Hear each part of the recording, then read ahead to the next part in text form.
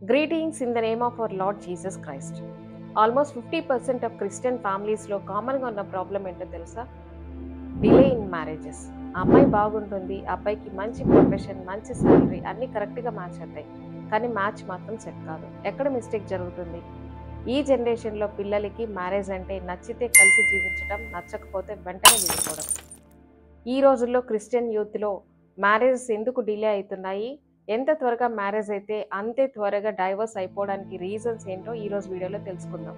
మీరు అడగచ్చు, అసలు నీకు ఈ టాపిక్ గురించి ఏం తెలుసని మాట్లాడుతున్నావు అని. నిజమేనండి, విషయం తెలియకుండా నేను మాట్లాడను. అయితే నా జీవితంలో, నా మ్యారేజ్ విషయంలో కానీ, నా లైఫ్ పార్ట్నర్ విషయంలో కానీ నేను దేవుణ్ణి ఎలా అప్రోచ్ అయ్యానో, ఎలా ప్రార్థన చేసి అడిగిన దాన్ని పొందుకున్నానో ఈ వీడియో చివరిలో చెప్తాను. నా 18 years ఆఫ్ మ్యారేజ్ లైఫ్లో నేను నేర్చుకున్నవి, తెలుసుకున్నవి, ఎక్స్పీరియన్స్ అయినవి అన్నీ కూడా ఈ వీడియోలో చెప్పబోతున్నాను. Let's keep in to the video.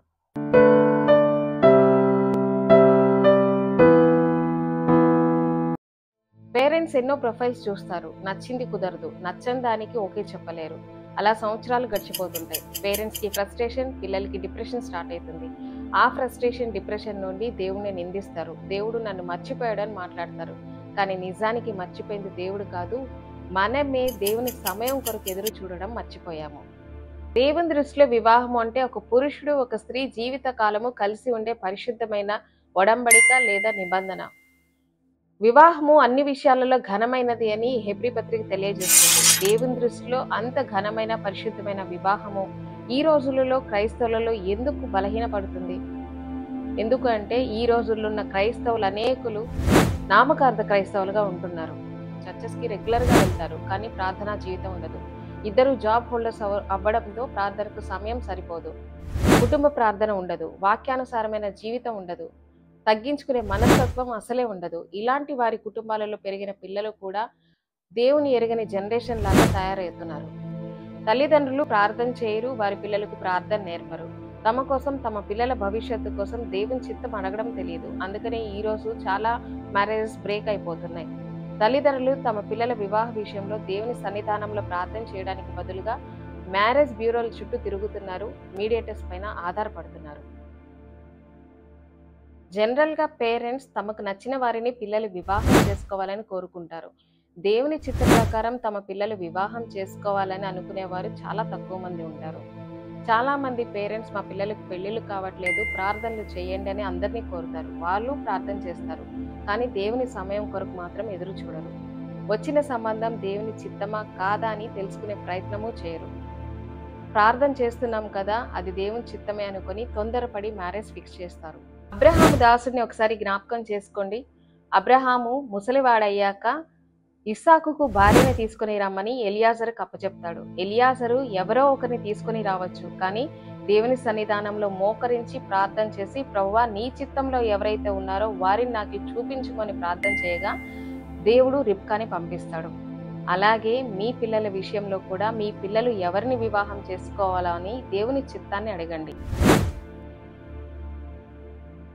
ఈ జనరేషన్లో ఉన్న పిల్లలు అన్ని విషయాల్లో చాలా క్లారిటీగా ఉంటారు.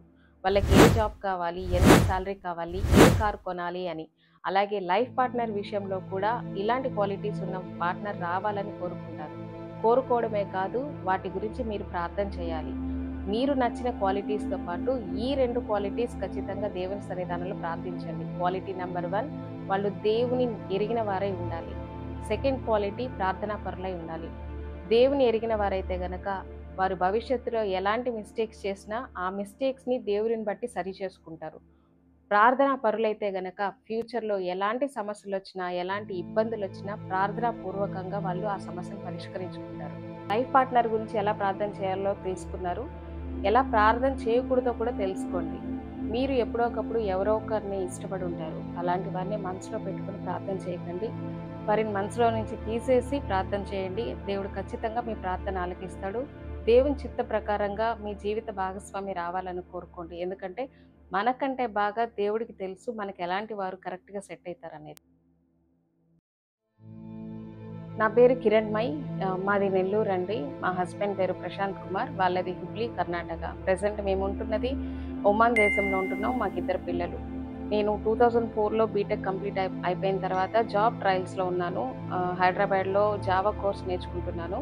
ఆ టైంలో 2007లో 3 ఇయర్స్ వరకు నాకెక్కడ జాబ్ రాలేదండి. ఇంకా ఐయామ్ స్టిల్ ట్రయింగ్ అనమాట. 2007లో మా మదర్ చనిపోయారు. అమ్మ చనిపోయిన తర్వాత అంటే జాబ్ వచ్చిన తర్వాత మ్యారేజ్ చేయాలని అనుకున్నారు మా ఫాదర్ యాక్చువల్లీ. కానీ ఆహ్, అమ్మ చనిపోయిన తర్వాత నాకు ఇంకా త్వరగా మ్యారేజ్ చేసేయాలన్న ఉద్దేశంతో మ్యారేజ్ ప్రపోజల్స్ చూస్తున్నారు. అప్పటికి మా బ్రదర్ ఉన్నారు. మా బ్రదర్‌కి మ్యారేజ్ అయిపోయింది.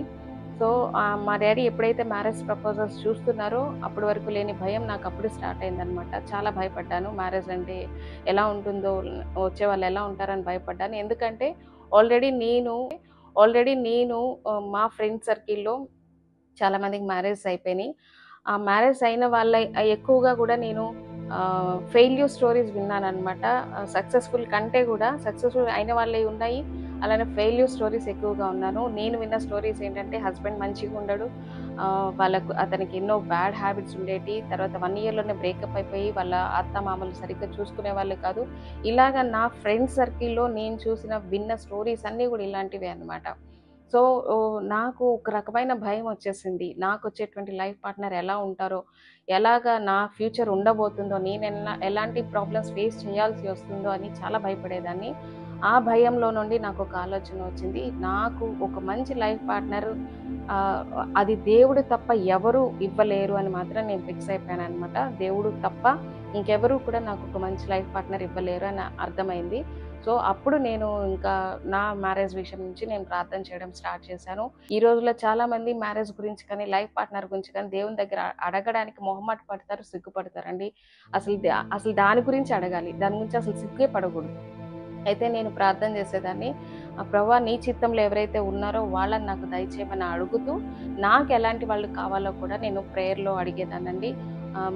దేవుడిని అడిగేదాన్ని. ఈ రిక్వైర్మెంట్స్ నాకు కావాలి ప్రభువా. నీ చిత్తమైతే ఇలాంటి వ్యక్తిని నాకు దయచేయని అడిగేదాన్ని. అయితే నేను అడిగిన ప్రేయర్ పాయింట్స్ కూడా మీకు చెప్తాను. నేను అడిగిన ఫస్ట్ ప్రేయర్ పాయింట్ ఏంటంటే, ఎవరెవరో వచ్చి నన్ను చూసి, నేను వాళ్ళని చూసి, వాళ్ళకి నేను నచ్చక, నాకు వాళ్ళు నచ్చక, ఈ రిజెక్షన్ ఇదంతా వద్దు ప్రభువా. నీ చిత్తంలో ఎవరైతే ఉన్నారో వాళ్ళని ఇంటి వరకు నడిపించు. నీ చిత్తంలో లేని వారు ఇంటి బయటే ఆగిపోవాలని నేను ప్రార్థన చేసేదాన్ని. అదే ఖచ్చితంగా చేసేదాన్నండి. నీ చిత్తంలో లేని వాళ్ళు బయట ఆగిపోవాలి. నీ చిత్తంలో ఉన్న వారిని ఇంటికి నడిపించండి అని ప్రార్థన చేశాను. సెకండ్ పాయింట్‌గా వచ్చి ఆహ్, ఆహ్, నిన్ను ఎరిగినటువంటి కుటుంబం అయి ఉండాలి. నిన్ను ఎరిగినటువంటి వ్యక్తి అయి ఉండాలి అని ప్రార్థన చేశాను. అలానే థర్డ్ పాయింట్ వచ్చి ఎలాంటి బ్యాడ్ హ్యాబిట్స్ ఉండకూడదు అని ప్రార్థన చేశాను. ఫోర్త్ పాయింట్ వచ్చి నాకు సూపర్ జాబ్ కావాలి. హై సాలరీ ఉండేటువంటి వ్యక్తి కావాలని నేను అడగలేదు. తెలివి, జ్ఞానము, ఇంటెలిజెన్స్ లైక్ టాలెంట్ ఉన్న వ్యక్తి అయితే చాలు. ఎక్కడైనా గానీ మనం సర్వైవ్ అవ్వచ్చు అన్న ఉద్దేశంతో ఆహ్, ఇంటెలిజెన్స్, టాలెంట్ ఉన్న వ్యక్తి కావాలని ప్రార్థన చేసేదాన్ని. అలాగనే లాస్ట్ పాయింట్ ఇది నా పర్సనల్. నేను కొంచెం హైట్ తక్కువ ఉంటాను. సో, నాకు హైట్‌గా ఉండేవాళ్ళు, హ్యాండ్సమ్‌గా ఉండేవాళ్ళు కావాలని నేను కోరుకున్నాను. ఈ 5 ప్రేయర్ పాయింట్స్ నేను రెగ్యులర్‌గా ప్రేయర్‌లో పెట్టి ప్రార్థన చేసేదాన్నండి. వితిన్ 6 మంత్స్‌లో ఆశ్చర్యకరంగా వితిన్ 6 మంత్స్‌లోనే నాకు దేవుడు ఆన్సర్ దయచేశాడు. అమ్మ చనిపోయింది జనవరి 2007 జనవరిలో చనిపోతే, జూలై కల్లా దేవుడు సమాధానం ఇచ్చాడు. మా హస్బెండ్ వాళ్ళు వచ్చి వాళ్ళే స్టార్టింగ్ వాళ్ళు రావడము వాళ్ళు వచ్చారనమాట. వాళ్ళెప్పుడైతే ఇంట్లోకి ఎంటర్ అయ్యారో నేను అప్పుడే అనుకున్నాను ఇది దేవుని చిత్తము. నేను ఏదైతే ప్రార్థించానో అది దేవుడు నా జీవితంలో జరిగించాడని నేను నమ్మాను.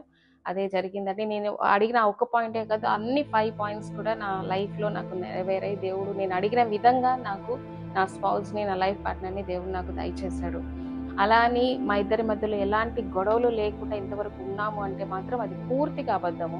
ఎందుకంటే మా మ్యారేజ్ అయినప్పటి నుంచి గూడా ఎన్నో మిస్‌అండర్‌స్టాండింగ్స్. తను నన్ను సరిగ్గా అర్థం చేసుకునేవాడు కాదు. నేను తనను సరిగ్గా అర్థం చేసుకునేదాన్ని కాదు. మా పేరెంట్స్‌కి, మా ఫ్యామిలీకి, వాళ్ళ పేరెంట్స్‌కి, వాళ్ళ ఫ్యామిలీకి, వాళ్ళ సిబ్లింగ్స్‌కి, మా సిబ్లింగ్స్‌కి ఇలా చాలా చాలా పెద్ద గొడవలయినియి. పెద్ద తుఫాన్ వంటి పెద్ద గొడవలనుకోండి. అవన్నీని నేను చెప్పలేను. సో, అంత పెద్ద గొడవలయినప్పటికీ కూడా దేవుడు వాటన్నిటిని కూడా నిమ్మళపరిచేసాడనమాట. నిమ్మళపరిచేసి మా కాపురాన్ని సరిచేశాడు. అంత పెద్ద గొడవల్లో చూసిన వాళ్ళేంటంటే మేమిద్దరం విడిపోతామేమో అన్నంతగా అనుకున్నారనమాట. సో, అలాంటి సిట్యుయేషన్స్‌ని గూడా దేవుడు తప్పించి నిమ్మళపరిచేసి అన్నిటిని కూడా సరిచేశాడు. సో, నేను చెప్పాలనుకున్న పాయింట్ ఏంటంటే దేవుడు జతపరిచిన వారిని ఏ మనుష్యుడు కూడా వేరు చేయలేరు. నా ఈ 18 ఇయర్స్ ఎక్స్పీరియన్స్, మ్యారేజ్ ఎక్స్పీరియన్స్లో నేను అబ్జర్వ్ చేసింది, తెలుసుకుంది, నేర్చుకుంది ఏంటంటే భార్య భర్తల మధ్య ఎన్నో గొడవలు వస్తాయి, ఎన్నెన్నో గొడవలు వస్తాయి. సో వాటన్నిటిని కూడా 10 మందిలో లేదా మూడో వ్యక్తికి మీరు ఛాన్స్ అయితే ఇవ్వకండి. ఎందుకంటే మీ ఫ్యామిలీని కానీ, ఫ్రెండ్స్ని కానీ, నైబర్స్ని కానీ మూడో వ్యక్తిగా, మీడియేటర్స్గా కనుక మీరు పెట్టుకున్నారంటే ఆ గొడవలు పెద్దవైతాయి. కానీ అంటే జనాలు ఎట్లా ఉంటారంటే భార్యాభర్తలు కొట్టుకుంటున్నారు లేదా గొడవ పడుతున్నారంటే విడదీయడానికి ఎక్కువ మంది ట్రై చేస్తారు, కానీ కలపడానికి ఎవరూ ట్రై చేయరు. అదే మీరు దేవుణ్ణి పెట్టుకోండి, యేసు ప్రభువారిని మీ మధ్యలో పెట్టుకున్నారంటే మీ ఇద్దరి మధ్యలో ఎన్ని సమస్యలు వచ్చినా, ఎన్ని ప్రాబ్లమ్స్ వచ్చినా కూడా అవన్నీ కూడా దేవుడే సమస్యలన్నిటి కూడా పరిష్కరిస్తాడు. మా జీవితంలో కూడా అదే జరిగింది. నేను దేవుడికి దూరంగా కొన్నాళ్ళు ఉన్నంత వరకు కూడా నేను ఎన్నో సమస్యలు, ఎన్నో ప్రాబ్లమ్స్ ఫేస్ చేశాను. When I draw near to God, దేవుడికి దగ్గర అయ్యే కొద్దీ నా సమస్యలన్నీ కూడా పోయినాయి. గ్రాడ్యువల్గా మా హస్బెండ్లో చేంజ్ వచ్చింది. గ్రాడ్యువల్గా ఆయన కోరుకున్నట్లు నేను చేంజ్ అయ్యాను, నేను కోరుకున్నట్లు ఆయన చేంజ్ అయ్యారు. ఈ విధమైన చేంజ్ అనేది గ్రాడ్యువల్గా వచ్చింది, ఒక్కటేసారి అయితే రాలేదండి. గ్రాడ్యువల్గా విత్ ప్రేయర్స్ తోటి వచ్చింది. ఇది మాత్రం ఖచ్చితంగా నేను చెప్తాను. ప్రేయర్ చేయనంత వరకు మాలో చేంజెస్ అయితే రాలేదు. ఎప్పుడైతే ప్రేయర్ చేస్తున్నామో తన గురించి నేను చేయడం, నా గురించి తను చేయడం ఎప్పుడైతే ప్రేయర్ చేశాడో సో ఆ చేంజ్ అనేది గ్రాడ్యువల్గా చేంజ్ అవుతూ వచ్చిందనమాట. సో నేను చెప్పాలనుకున్న పాయింట్, అందరికీ యూజ్ అయ్యే పాయింట్ ఏంటంటే దేవుని చిత్తంలో జతపరచబడిన వారిని ఏ మనుషుడు కూడా వేరు చేయలేరు.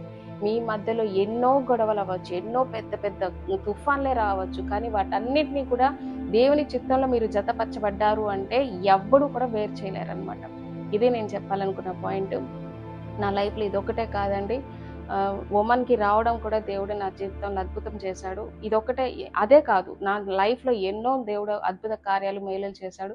వాటన్నిటిని పంచుకోవడానికి దేవుని చిత్తం అయితే మరలా నెక్స్ట్ ఇంకొక వీడియో ఏమైనా చేయడానికి అవకాశం ఉంటుంది.